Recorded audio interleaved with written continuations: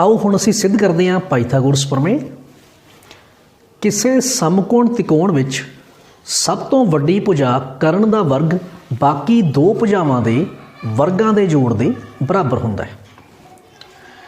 सानूं दिता की है जी, एक समकोण त्रिकोण ABC जिस विच कोण भी 90 डिग्री दा। हमेशा 90 डिग्री के सामने वाली भुजा सब तो वड्डी हुंदी है तो इसनूं कर्ण कहंदे है। तो असीं सिद्ध की करना चाहते हैं, देखो कर्ण यानी कि AC का वर्ग बाकी दियां दो भुजावां दे वर्गां दे जोड़ के बराबर हुंदा है। यानी कि AC का स्क्वेयर बराबर है AB का स्क्वेयर प्लस BC का स्क्वेयर। अच्छा, सानू दिता की है, त्रिभुज ABC विच कोण B बराबर 90 डिग्री। सानू एक छोटी जी रचना करनी पवेगी। बिंदु B तो सामनी भुजा AC के उत्ते एक लंब सुट्टना पएगा। लो जी, BD लंब AC खिंचो, लिख दिंदे आ जी। बिंदु B तो BD लंब AC खिंचो। हुण थोड़ा जिहा ध्यान दिओ, मैं सिद्ध की करना चाहना, AC का वर्ग बराबर है AB square plus BC square. जे AC स्क्वेयर नाल दोहां पासे भाग कर लवां, AC स्क्वेयर बटा AC स्क्वेयर, AB स्क्वेयर बटा AC स्क्वेयर, BC स्क्वेयर बटा AC स्क्वेयर।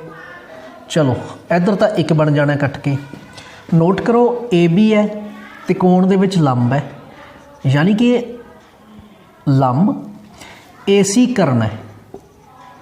इत्थों अंदाज़ा लग रहा तुहानूं कि लंब ते कर्ण इन्हां दोहां दा अनुपात लेना पएगा। इस तरह BC आधार है तो इधर कर्ण AC, यानी कि कुछ इस तरीके दे नाल प्रमेय हल करिए जिहदे विच पहलां लंब ते कर्ण इन्हां दा अनुपात लिया जाए, बाद आधार ते कर्ण इन्हां दा अनुपात लिया जाए।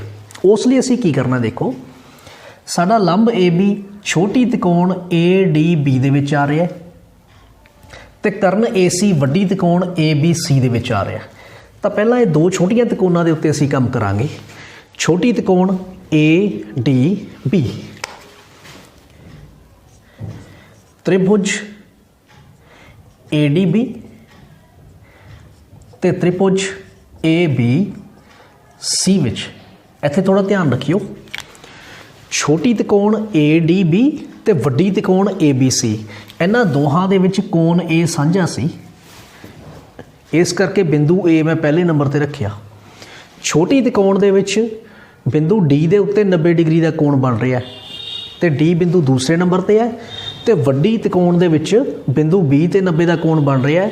जे D दूसरे नंबर ते रखोगे 90 डिग्री के कोण वाला बिंदु, तो इधर B के उत्ते 90 का कोण बन रहा है, तो B भी दूसरे नंबर ते रखना पएगा मैनूं। तीसरा खुला सिरा इहदा B ते है, इसका C ते है। हुण इन्हां दोहें त्रिकोणां विच देखो कोण A बराबर कोण A साझा है दोहें त्रिकोणां दा, चाहे छोटी त्रिकोण है चाहे वड्डी त्रिकोण है, कोण A साझा।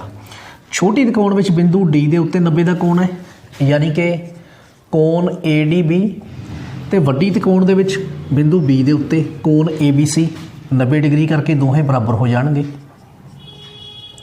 हरेक 90 डिग्री। दो संगत कोण त्रिकोणां दे बराबर हो चुके हैं, तो इस करके त्रिकोण ADB समरूप होएगी त्रिकोण ABC दे। कोण कोण समरूपता,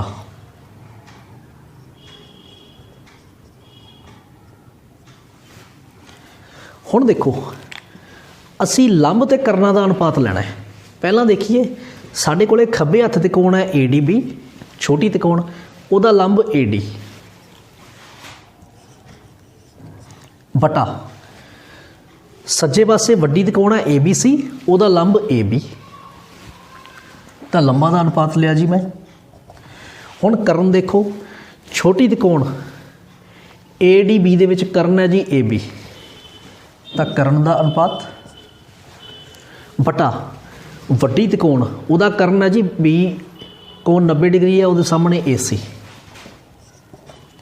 क्योंकि इत्थों मैनूं हिंट मिल गया सी कि लंब ते करना दा अनुपात लेना है। हुण मैं इन्हां नूं करन लगा जी क्रॉस मल्टीपाई, AD गुणा AC बराबर AB गुणा AB, या इन्हूं मैं सीधा ही AB का स्क्वेयर पा देना, AB का वर्ग। इनू ठीक करके लिख दीए, AB का स्क्वेयर बराबर है AD गुणा AC, इनू लिखते हैं जी समीकरण 1। हुण इहदा कारण की है, जे दो त्रिकोणा समरूप होण तां उन्हां दे संगत भागां दा अनुपात बराबर हुंदा है। इत्थे लिख दिओ समरूप त्रिकोणां दियां संगत भुजावां दा अनुपात बराबर हुंदा है। अच्छा हुण दूसरे पासे देखियो, आधार ते कर्ण इन्हां दा अनुपात लेना है, तो हुण सानू दूसरे पासे वाली त्रिकोण है छोटी त्रिकोण वो चकनी पेगी।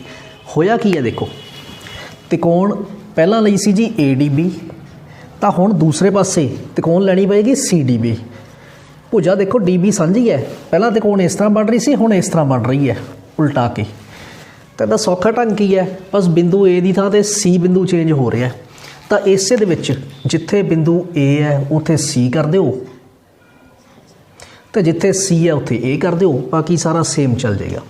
यानी कि त्रिभुज CDB ते त्रिभुज CBA विच उस तरीके नाल कोण C बराबर कोण C साझा, देखो छोटी त्रिकोण ते वड्डी त्रिकोण साझा। उस तरीके नाल कोण CDB ते कोण CBA हरेक 90 डिग्री, देख लो कोण D CDB 90 डिग्री, वड्डी त्रिकोण CBA 90 डिग्री। इस करके त्रिकोण CDB समरूप है त्रिकोण CBA,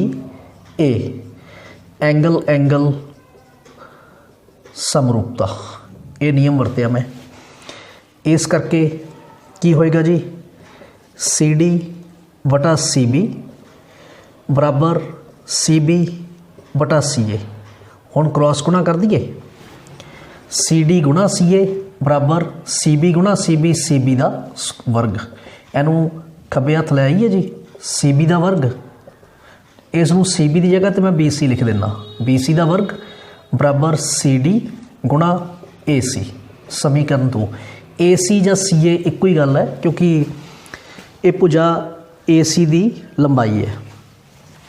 हुण मैनू चाहिए जी AB स्क्वेयर दे विच BC स्क्वेयर जुड़िया होवे, तो मैं की कीता, समीकरण 1 ते 2 नूं जोड़न नाल, समीकरण जोड़न का मतलब है जी खब्बे पासे खब्बा पासा जुड़ेगा AB square plus BC square, सज्जे पासे सज्जा पासा जुड़ेगा AD गुणा AC प्लस CD गुणा AC। इन्हां दोहां दे विचों AC साझा बाहर कढ़ लो, इत्थे रह गया जी AD प्लस CD। नोट करो AD ते CD दोहां टुकड़ियां दा जोड़ सारी भुजा AC। AC नूं AC नाल गुणा किया, आ गया जी AC स्क्वेयर, यही सिद्ध करना सी। यानी कि AC का वर्ग बराबर है AB का वर्ग प्लस BC का वर्ग, जो कि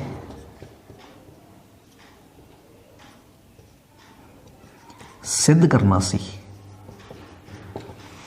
एक बार मैं फिर तुहाडे ध्यान विच लिया दियां, जदों तुसीं ये हिस्सा कर चुके हो तो सज्जे पासे होया की है, क्योंकि पहलां तुसीं लंब ते करना दा अनुपात लिया सी, हुण आधार ते करन दा अनुपात लेना सी इहदे अकॉर्डिंग। तो उस लई की करना है जी, ये सारा रफ कम है। आधार ते करना दा अनुपात, छोटी त्रिकोण दा आधार आना सी तुहाडे कोले CD, वड्डी त्रिकोण दा आधार आना सी जी CB। आ देखो इन्हां दा अनुपात लिया, छोटी त्रिकोण दा कर्ण है जी CB, वड्डी त्रिकोण का कर्ण है जी AC, उन्हों का अनुपात लिया। अक्सर जिहड़ियां त्रिकोणा असी खब्बे हथ रखते हैं उन्हों के हिस्से उपर वाले पासे रखते हैं अनुपातां च, ते सज्जे हथ वाली त्रिकोण का हेठां वाले पासे। हुण तुहानूं याद रखण दा एक सौखा ढंग दस देना न्यूमैनिक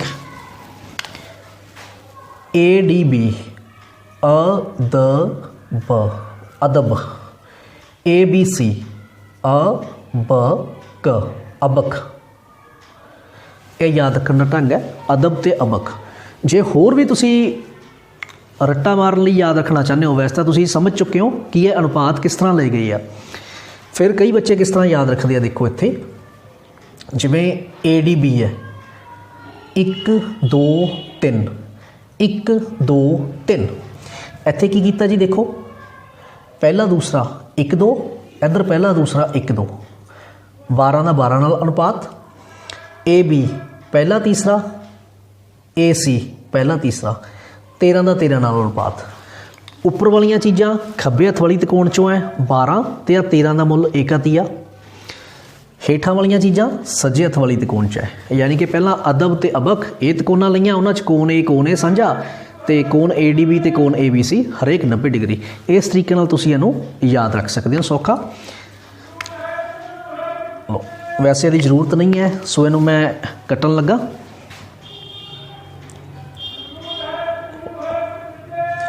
आओ एक बार आपां थ्योरम दोबारा रिवाइज कर लीए। हाँ जी, लो जी सब तो पहला की करना है जी, छोटी त्रिकोण लैनी है ADB ते सारी वड्डी त्रिकोण ABC। इन्हां दो त्रिकोणां दे विच कोण A छोटी त्रिकोण च भी है वड्डी त्रिकोण च भी है, साझा है, बराबर हो गया।